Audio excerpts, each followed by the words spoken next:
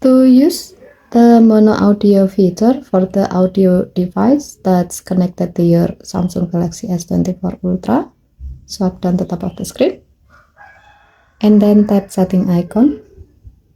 Scroll down the screen to find accessibility.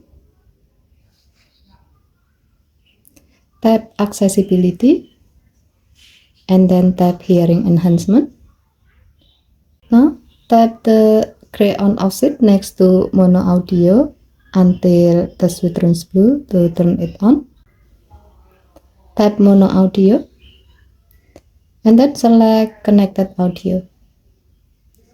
With this setting, your phone will play the same sound out of both speakers in the audio device, such as earbud, wired headphone, or Bluetooth speaker that's connected to your phone. Okay, thank you for watching. Please help to like and subscribe. Have a nice day.